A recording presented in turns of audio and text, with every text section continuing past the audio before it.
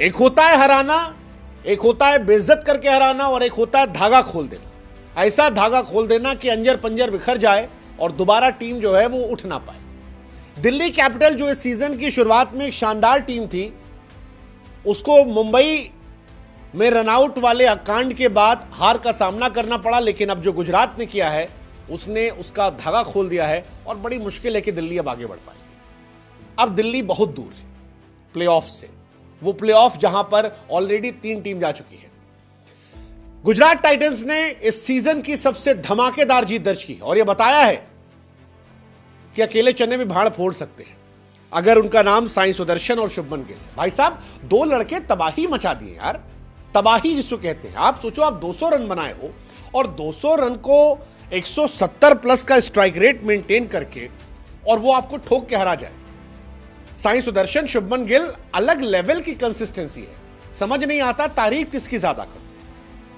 मतलब इसके बाद भी अगर साई सुदर्शन को मौका नहीं मिला इंटरनेशनल क्रिकेट में तो लानत है सिलेक्टर्स पर। लेकिन इस मैच में बड़े सारे सवाल है। 199 फॉर 3 था, 3 विकेट के नुकसान पर दिल्ली का स्कोर। राहुल ने 100 बनाया, जबरदस्त पारी खेली, लेकिन उनकी पारी सवाल छोड़ गई कि क्या राहुल ने स्लो खेला, क्योंकि राहुल शुरुआत के 25 गेंदों में बहुत स्लो खेल रहे थे। एंड में गियर लगाया लेकिन वो गियर 200 पार नहीं पहुंच पाया और इसी वजह से गुजरात ने यह मैच आसानी से जीत लिया। गुजरात ने बड़े इजीली, बड़े स्मूथली 175 के स्ट्राइक रेट से खेलते हुए आराम से मैच जीता, बिना विकेट खोए जीता। इस पूरे मैच में सिर्फ एक मौका आया था जहां दिल्ली जो थी वो विकेट लेने की हैसियत में थी, जहां अंपायर कॉल जो है वो गुजरात के फेवर में चला गया था। वरना पूरे मैच में एफर्टलेस बैटिंग जो है वो गुजरात ने की, स्मूथ बैटिंग की, टेस्ट क्रिकेट वाली स्टाइल थी, लेकिन T20 की आक्रामकता थी और नतीजा ये रहा कि गुजरात टाइटंस ने यह मैच 10 विकेट से जीत लिया। गुजरात टाइटंस इतिहास बना चुकी है, पहली टीम जिसने 200 रन बना दिए चेस करते वक्त बिना विकेट खोए।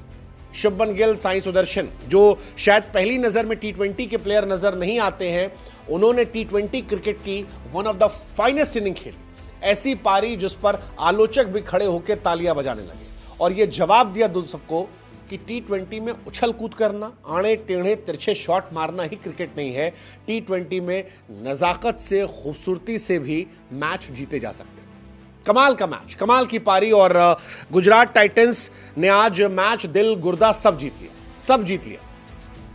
प्लेऑफ में अपने आप को आगे कर दिया और खुद क्वालिफाई नहीं हुए, साथ में आरसीबी और पंजाब को भी क्वालिफाई कर दिया। आरसीबी साल दर साल क्वालिफाई कर रही है, पंजाब 11 साल बाद क्वालिफाई कर गई, thanks to Gujarat Titans. Delhi बहुत मुश्किल है, मुझे लगता है मुंबई क्वालिफाई कर जाएगी।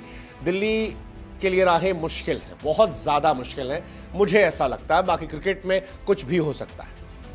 दिल्ली हारी है, आप जीत सकते हो। एक आसान सवाल का जवाब देकर सिर्फ इतना बताना है, लखनऊ क्या SRH को हराएगी, बस इतना सा बताना है। प्रोबो ऐप पर जाओ, लिंक हमने डिस्क्रिप्शन में दे रखा है, बताओ और ढेरों इनाम जो है वो आपको मिल जाएंगे। वैसे ही इनाम जैसे साई सुदर्शन और शुभमन गिल को मिलने वाले हैं। प्रोबो ऐप है जहां बुद्धि का इस्तेमाल करना होता है और फिर ढेर सारे इनाम है। 4 करोड़ से अधिक यूजर इंस्टेंट विड्रॉल है। अब बुद्धि का इस्तेमाल तो शुभमन गिल और साई सुदर्शन ने भी किया, इसी वजह से शायद इंडियन टेस्ट टीम में उनको इनाम मिल सकता है। शुभमन को कप्तानी का और साई सुदर्शन को डेब्यू कैप का। टेस्ट टीम में तो साई सुदर्शन परफेक्ट प्लेयर है, यहां भी परफेक्ट ही यार। 61 गेंद पे 108 रन, आप सोचो ना, 12 चौके 4 छक्के। शुभमन ने 7 छक्के मारे, दोनों क्लास प्लेयर थे और यही वजह है कि गुजरात टाइटंस जिसने 2022 में चैंपियन बनी थी, 2023 में फाइनलिस्ट थी, अब 2025 में वो फिर ख्वाब देख रही है कि वो जीत जाएगी। हालांकि उनका नुकसान है, बटलर चले जाएंगे, लेकिन ये दोनों जिस तरह की फॉर्म में है तो भाई जरूरत ही नहीं यार। बाकी टीम में आप 11 खिलाड़ी चुनते हो, यहां 2 खिलाड़ी मिलकर मैच जिता दिया यार। They are table toppers man, it's not that easy, they are table toppers. इसके पहले आज तक कभी किसी टीम ने इस तरह से क्वालिफाई नहीं किया था।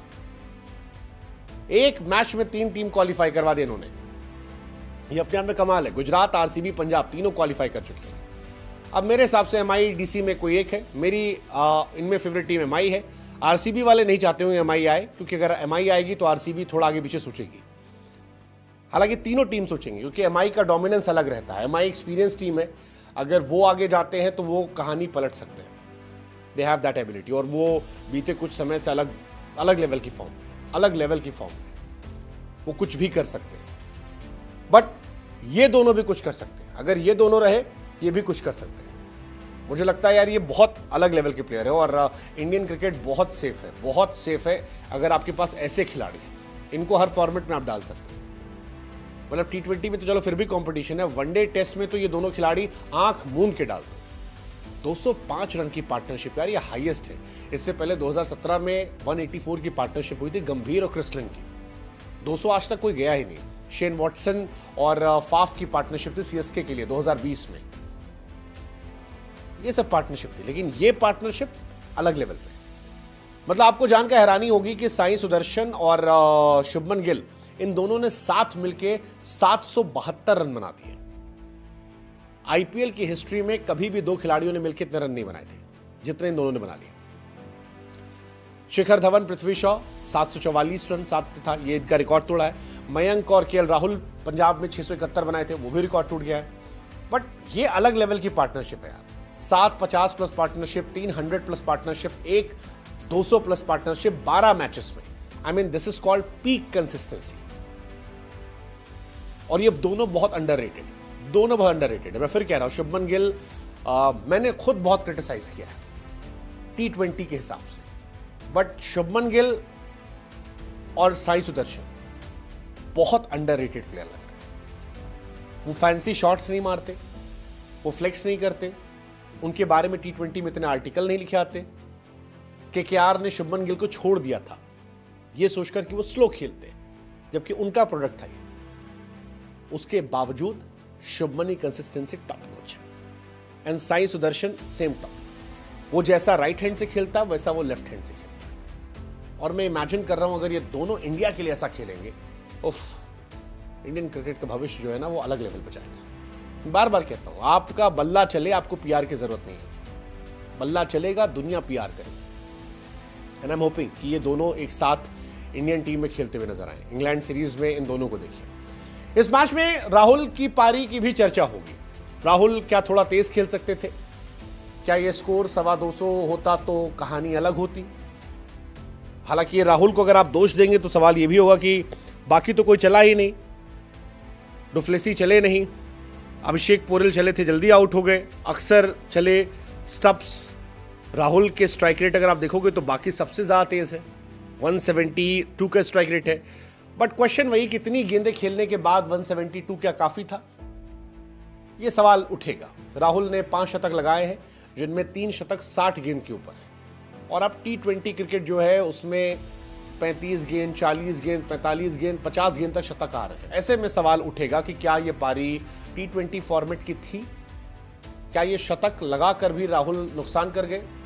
ये सारी बातें जो है ये उठेंगी। बट आज राहुल के शतक को ओवरशैडो कर दिया साई सुदर्शन ने। 56 गेंदों पे शतक था, चेज में था तो 56 गेंदों पे क्वेश्चन नहीं, क्योंकि चेज में था। ऑरेंज कैप होल्डर हो गए, पहले खिलाड़ी जिन्होंने इस IPL में 600 रन बनाए। साई सुदर्शन इस IPL में बॉस बन गए। कोई माइलस्टोन का नौटंकी नहीं है, कोई टैटू पैटू, ये सब कहानी नहीं आती है। तो अपने आप को बैक करना, प्रॉपर क्रिकेटिंग शॉट खेलना, रन बनाना, सेम कहानी शुभमन गिल। अगर किसी टीम को इनसे खिलाफ जीतना है तो इन दोनों को आउट कर दो, आप काफी चांसेस जीत जाओगे। बट हैट्स ऑफ टू यार, शुभमन गिल अगेन, क्या एक्सलेरेशन है यार। IPL 2020 में मिडिल ऑर्डर में खेलते थे, 440 रन, फिर 478 रन, फिर ऊपर आने शुरू हुए। IPL 2023 शुभमन गिल का पीक सिनेमा था, 890 रन। बीता साल फ्लॉप था, इस साल फिर अच्छा फॉर्म है, 601 रन। लेट्स सी कहां तक जाता है, कितने रन बनाते हैं। मुझे लगता है कि क्या ये 890 का रिकॉर्ड टूटेगा? 601, 290 रन, 2 मैच इधर, 2 या 3 मैच आगे, 4-5 मैचेस है। It's possible. Well played Gujarat Titans, well done Shubman Gill, well done Sai Sudharsan and well done Nehra ji.